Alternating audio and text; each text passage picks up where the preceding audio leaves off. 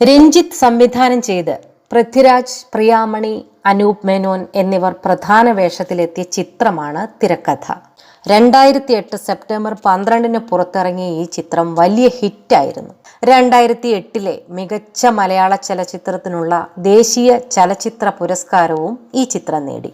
താരപ്രഭയിൽ ജ്വലിച്ചു നിൽക്കുമ്പോൾ പെട്ടെന്ന് അഭിനയരംഗം വിടുകയും വിസ്മൃതിയിലാവുകയും ചെയ്ത മാളവിക എന്ന നടിയെയും പിൽക്കാലത്ത് താരരാജാവായി വളർന്ന അജയ് ചന്ദ്രനും തമ്മിലുള്ള പ്രണയവും പ്രണയനഷ്ടവും ഒക്കെയാണ് ചിത്രത്തിൻ്റെ കാതൽ.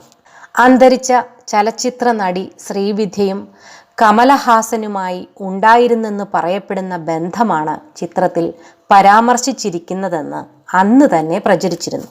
കഥയിലെ സാമ്യങ്ങളും ചലച്ചിത്രം ശ്രീവിദ്യയ്ക്ക് സമർപ്പിച്ചിട്ടുള്ളതും ഈ അഭിപ്രായങ്ങൾ അന്നുയരാൻ ഇടയാക്കി. അതിനെ ചുറ്റിപ്പറ്റി വിവാദങ്ങളും ഉണ്ടായിരുന്നു. ഇപ്പോഴിതാ ഇത് സംബന്ധിച്ച് ഉലക നായകൻ കമൽഹാസൻ തന്നെ നേരിട്ട് പറഞ്ഞ കാര്യം വെളിപ്പെടുത്തുകയാണ് അനൂപ് മേനോൻ.